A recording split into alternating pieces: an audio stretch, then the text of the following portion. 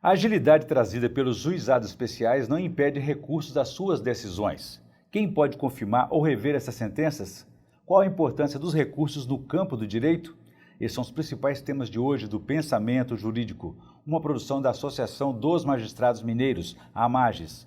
Para falar sobre o assunto, nós vamos conversar com o juiz Francisco Ricardo Salles Costa, que é presidente da turma recursal das comarcas de Belo Horizonte, Betim e Contagem.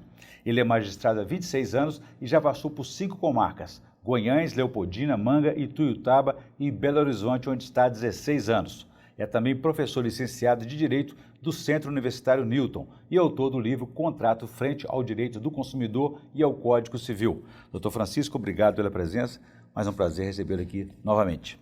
Nós teremos também os quadros Pensamento Universitário, em que estudantes da Faculdade de Direito, hoje da Escola Superior Dom Helder Câmara, me ajudarão a entrevistá-lo. E também o quadro Pensamento Literário, em que o senhor fará indicações de leitura para os nossos telespectadores. Muito bem, o nosso tema então são as turmas recursais dos juizados especiais. O que vem a ser as turmas recursais? O que elas fazem, doutor Francisco? Ela acode a necessidade de criar um grupo de magistrados que possa rever as decisões proferidas pelos juízes alocados na competência do juizado especial, que é o princípio do duplo grau de jurisdição, que, embora não tenha assento legal propriamente dito, está implícito nos princípios que forjam a estrutura judiciária brasileira. Quer dizer, que há uma possibilidade aí de correção de qualquer eventual erro de uma decisão anterior, né? Sim. Agora, gostaria que você explicasse para a gente quais são as demandas e causas aí que nós estamos falando, que começam lá nos juizados especiais e podem terminar e devem terminar na turma recursal. A Constituição, em seu artigo 98, inciso 1º, estabelece que, no campo civil, tem curso pelos juizados especiais as causas de menor complexidade. Aqui é limitada pelo valor ou pela matéria, ou pela amplitude probatória que é descrita lá no artigo 3º da Lei 9.099 de 1995. E temos também a possibilidade de revisão dessas sentenças através do manejo do recurso próprio. E quando o senhor fala de valores, seriam o quê? Salários 20, salários mínimos, 40? Qual que é a A nossa competência é de até 40 salários mínimos para o caso dos juizados especiais cíveis. E são essas demandas, se você referir, são aquelas do cotidiano do cidadão. Quais são as mais comuns, por favor? Na verdade, a Constituição estabelece as causas de menor complexidade, como já disse, para o âmbito civil, mas ficou faltando dizer que as de menor potencial ofensivo são aquelas que têm curso no juizado especial em sede criminal. Sim. E as mais comuns, por exemplo, a questão da saúde pode ser tratada ali, questão de cirurgias, medicamentos reivindicados, plano de saúde? Sim, há uma grande demanda nesse sentido, até em função da crise que nós vivemos no que respeita à oferta desse tipo de serviço à população. Então, nós temos um grande número de cidadãos que acaba sendo forçado a acudir a planos particulares e isso acaba provocando uma área de grande conflito que acaba desembocando lá no juizado especial. Sim. Agora, sobre essa turma recursal, doutor Francisco, qual é a composição dela? Como é que esses magistrados, quantos são esses magistrados, como que eles são escolhidos? Na verdade, a nossa turma recursal é composta por 5 magistrados. Eles são escolhidos através de uma votação feita pelo Tribunal de Justiça de Minas Gerais e, a partir dessa votação, esses magistrados, quando eleitos, eles são investidos na função pelo período de um biênio, com uma possível prorrogação, desde que acudidas aquelas exigências legais. Qual que é o perfil desses magistrados? Desembargador não pode participar não, né? Não. Nosso órgão é de primeira instância, de maneira que são os juízes preferencialmente do sistema que devem compor esse órgão revisor. Quer dizer, deixa de ser aquele magistrado, aquele juiz solitário, de uma decisão solitária, e começa a integrar aí um colegiado de decisões conjuntas, né? Sim, sem dúvida alguma. Cada processo ele acaba sendo revisto por um grupo composto por 3 magistrados. E isso traz uma experiência bastante nova para aquele que está acostumado, na sua comarca, na vara, decidindo sozinho. Nós realmente saímos daquele espaço solitário no qual nos encontramos no julgamento singular, E com o julgamento colegiado temos então essa nova experiência, que, como bem disse o senhor, é muito enriquecedora. Agora, a respeito, então, desses recursos propriamente dito, né? Uma parte insatisfeita, como o senhor disse, ela pode recorrer à turma recursal para tentar corrigir, mudar, rever ou confirmar aquela decisão do juizado especial. Qual que é o prazo que essa parte tem e que tipo de recurso ele deve levar até a turma recursal? Nós temos aqui no juizado especial um cenário singular, né, que é que nas causas até 20 salários mínimos, o cidadão pode comparecer perante o juizado especial desacompanhado de advogado. Acima de 20 salários mínimos, só com o patrocínio de advogado. Já para a instância recursal, é imprescindível o concurso de um advogado para que ele possa, então, veicular a pretensão recursal daquele que o constituiu. O prazo é de 10 dias. E nós temos no juizado especial um princípio que nós chamamos de unirrecorribilidade recursal, de modo que todas as questões que afloram no curso do processo, elas ficam reservadas para uma eventual revisão apenas no momento do recurso nominado, para que o processo corra sem travamentos e, com isso, se acuda ao princípio da celeridade que está lá no artigo 2º da Lei 9.099 de 1995. Ok, muito bem. Doutor Francisco, eu vou fazer um intervalo. Gostaria que no próximo bloco o senhor explicasse para a gente como é que funciona esse procedimento aí dos recursos e se é possível também recorrer de uma decisão da turma recursal. A gente volta em instantes.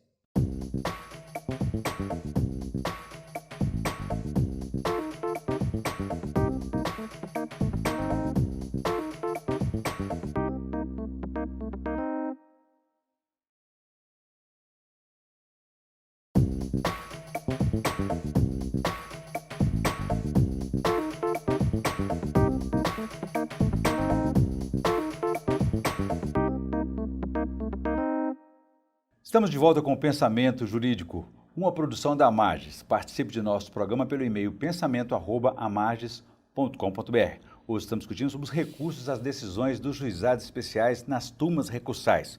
O nosso entrevistado é o juiz Francisco Ricardo Salles Costa, que é presidente da turma recursal das comarcas de Belo Horizonte, Betim e Contagem. Doutor Francisco, deixei para o senhor uma questão no bloco anterior a respeito dos recursos disponíveis para se recorrerem aí a turma recursal dos juizados especiais. Só citou um recurso aí, falou recurso inominado, é isso mesmo? Como é que isso funciona e qual é o nome dele? O que ele representa?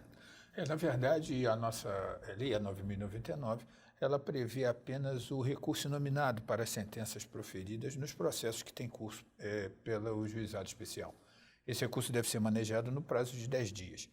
Já quanto às decisões colegiadas das turmas recursais, analisando esses recursos inominados, a previsão é apenas do recurso extraordinário, apenas a via para o Supremo Tribunal Federal. Ou seja, não se pode, então, recorrer facilmente, existem limitações para recorrer de uma decisão da turma recursal do juizado especial. Ali seria terminativo.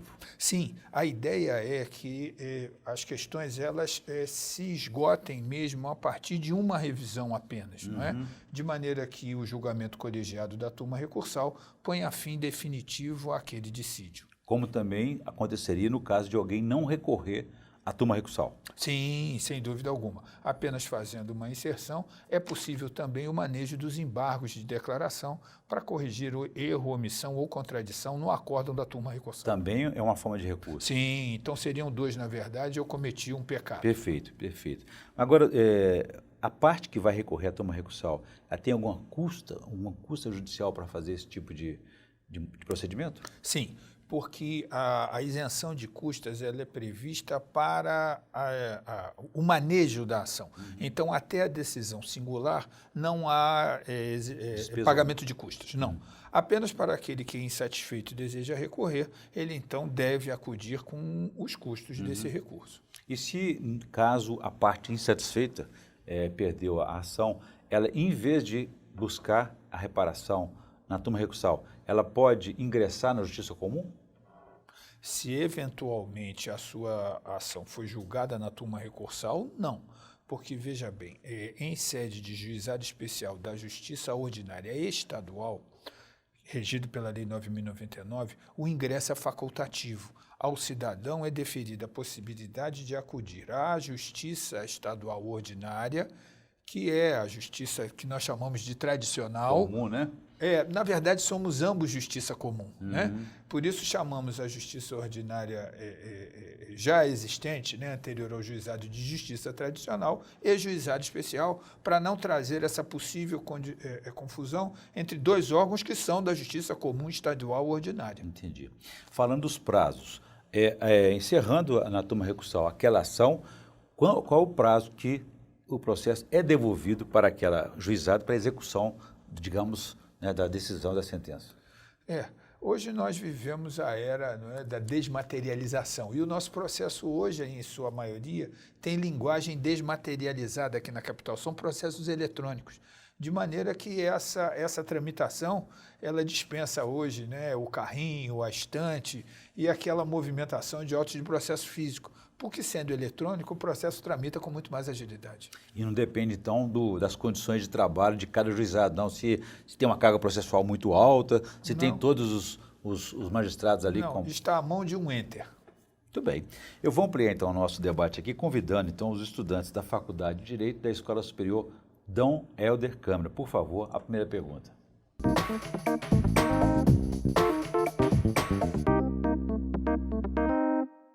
Contra a decisão de primeiro grau, em sede de juizado especial, cabe o mandado de segurança para ser acatado pela turma recursal? Se sim, em qual prazo? Érica, o prazo para a impetração de mandado de segurança é decadencial de 120 dias. Não é?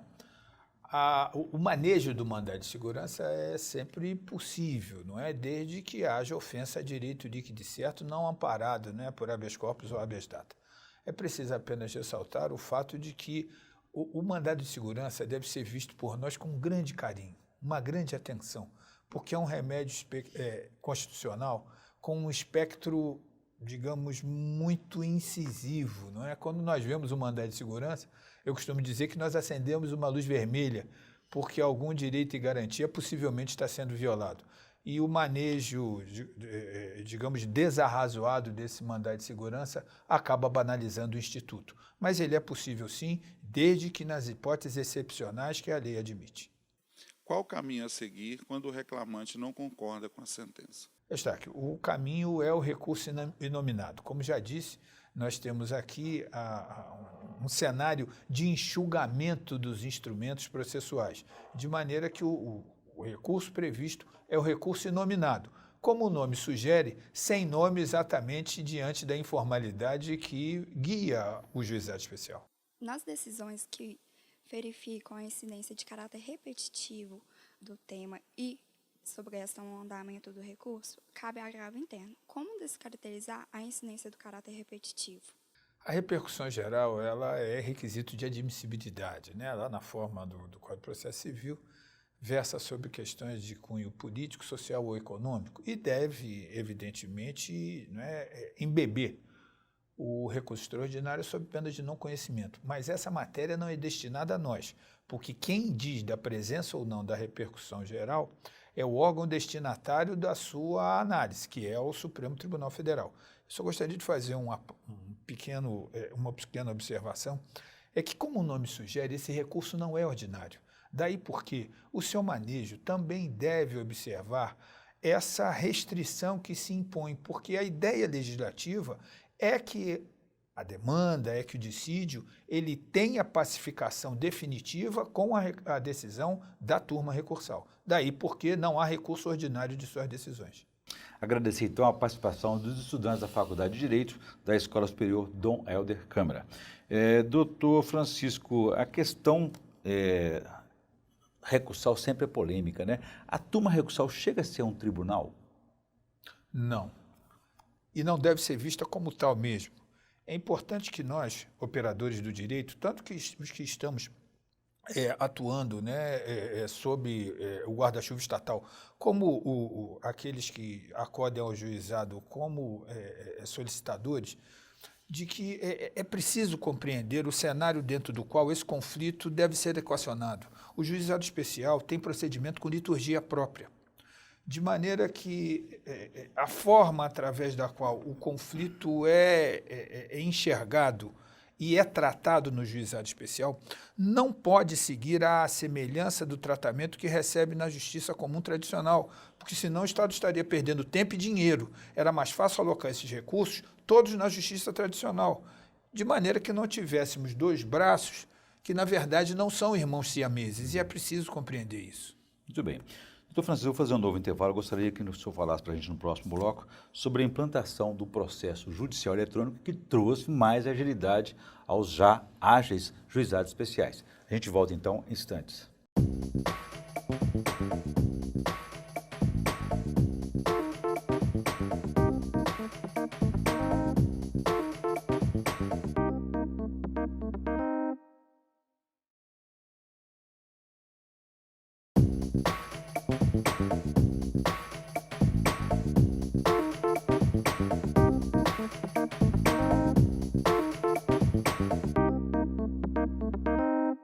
Estamos de volta com o Pensamento Jurídico, uma produção da Marges. Hoje estamos discutindo os recursos às decisões dos juizados especiais. O nosso entrevistado é o juiz Francisco Ricardo Salles Costa, que é presidente da turma recursal das comarcas de Belo Horizonte, Betim e Contagem. Doutor Francisco, deixei para uma questão no bloco anterior a respeito, então, desse aperfeiçoamento que foi implantado também para toda a justiça comum, como também para o juizado especial, a questão do processo judicial eletrônico. Que vantagens isso trouxe para o juizado especial e as ações que ali tramitam? É uma realidade inexorável, né? Com o processo eletrônico, nós tivemos, né, uma economia fantástica de papel, de pessoal para manejo e enfim, né, organização de todo o acervo que aquela quantidade de papel exigia. E, mais importante, esse processo acabou ficando mais ágil, de maneira que, ao consumidor final da prestação do nosso serviço, a ideia é de que essa resposta chegue de forma mais ágil e, inclusive, mais barata quanto a deslocamento, enfim, porque todas as informações acerca do trâmite processual estão à mão de um mouse agora. E as decisões também das turmas recursais podem ser consultadas, estão disponíveis na internet. Sim, inclusive porque fazemos julgamentos virtuais. E isso também é uma forma de agilizar a entrega da nossa prestação de serviço. E quem alimenta esse banco de dados? Nós temos as nossas centrais, né, as nossas secretarias, que funcionam como alimentadoras, não é, dessa tramitação. E como é possível, então, combinar essa agilidade dos juizados especiais com a qualidade e a segurança jurídica que o assunto merece? Os nossos cabelos ficam brancos mais rápido. Eu diria que é assim, porque isso demanda de nós uma dedicação muito maior, não é? Porque agora nós trabalhamos full time, não é? Não é só no trabalho, né, naquele horário ordinário, não é? Porque os processos nos perseguem, mas isso aqui não é uma crítica, é uma opção nossa. Eu estou aqui por opção. Não. Muito bem, o senhor falou de crítica aí. O senhor comentou há pouco a respeito aí de algumas críticas sobre as turmas recursais, especificamente a questão da limitação, né, de recursos das decisões da turma recursal e também que isso daria talvez um poder ilimitado às turmas recursais. Faz sentido isso? Veja, sob o ângulo da agilidade e da qualidade dos dissídios que aportam no juizado especial, a mim me parece que não. E por quê? Porque o legislador, o constituinte, ele já reduziu tremendamente os processos que podem ter curso pelos juizados especiais, exatamente para que essas ações pudessem ganhar em agilidade no que respeita ao seu equacionamento. Senão nós teríamos a repetição daquela quantidade imensa de recursos prevista pelo Código de Processo Civil, que acaba travando o andamento do processo, de maneira que a solução acaba sendo oferecida, né, vários anos, né, depois até, em alguns casos, do próprio óbito da parte. E aqui não vai uma crítica, é um fato. Muito bem. Eu volto ao tema daqui a pouco. Gostaria que antes o senhor pudesse fazer para a gente indicação de leitura no quadro Pensamento Literário, por favor. O que o senhor trouxe para nós?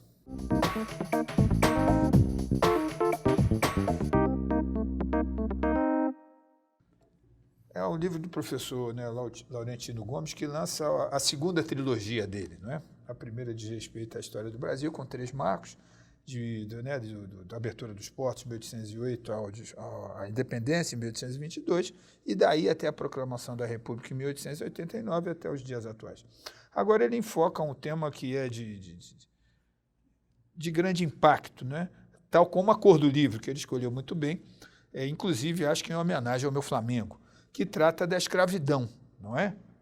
De maneira que traz, nesse primeiro volume, né, a escravidão, né, que, como uma instituição, né, que acompanha o homem quase que desde o momento em que passa a viver em comunidade, e aonde os grupos, infelizmente, se enfrentam, também não é uma novidade na história, né, do homem, e aonde aqueles derrotados acabavam sendo escravizados. Isso até ser transportado, né, para o cenário africano, que foi o grande manancial, o grande fornecedor da mão de obra escrava para a colonização da América, tanto a do Norte como a do Sul. Uma boa indicação, com certeza, e mais do que homenagem ao Flamengo, é homenagem aí e uma importante discussão sobre essa ferida aberta aí brasileira, né? Doutor Francisco, a respeito ainda da questão da turma recursal, do juizado especial, do acervo judicial do juizado, qual é o volume do percentual aí de processo físico e também de processo eletrônico com essa transformação vivida na implantação do processo judicial eletrônico? Olha, nós temos uma rotatividade razoável, eu diria, agora, no que respeita à nossa entrada. Mas a profusão de recursos, que é própria da resignação do demandante com o resultado da sua ação, ela é preocupante. Nós recebemos hoje para essa turma 18 mil processos até setembro, o que dá uma distribuição mensal superior a 400 processos mês, de maneira que há com linguagem eletrônica de processo, o que significa dizer que há uma agilidade na tramitação muito grande. Por isso, há uma preocupação nossa no que respeita à entrega dessa prestação jurisdicional pelo volume e pela rapidez de andamento desses processos. Uhum. E quais etapas foram alcançadas pelo processo judicial eletrônico? O que é possível fazer por meio da internet? Veja, a consulta ela é toda feita por meio da internet e isso trouxe uma agilidade muito maior e uma economia, né, para o próprio advogado, que não precisa mais frequentar o fórum para acompanhar o andamento do seu processo, como antigamente acontecia, a partir dos fichários, enfim, e da informação que precisava ser dada pessoalmente ao advogado. Agora está tudo à mão no computador. Peticionamento, a tramitação das classes, sim, pode ser tudo acompanhado ali pela internet. Pode, sim, senhor. Muito bem. Bom, eu conversei aqui com o juiz Francisco Ricardo Salles Costa, que é presidente da turma recursal das comarcas de Belo Horizonte, Betim e Contagem. E discutimos aí a possibilidade de recursos às decisões dos juizados especiais na turma recursal, nas turmas recursais.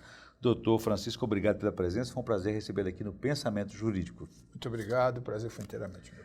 Obrigado também, nós ficamos por aqui. Se você quiser participar, escreva para pensamento@amages.com.br. Obrigado e até a próxima.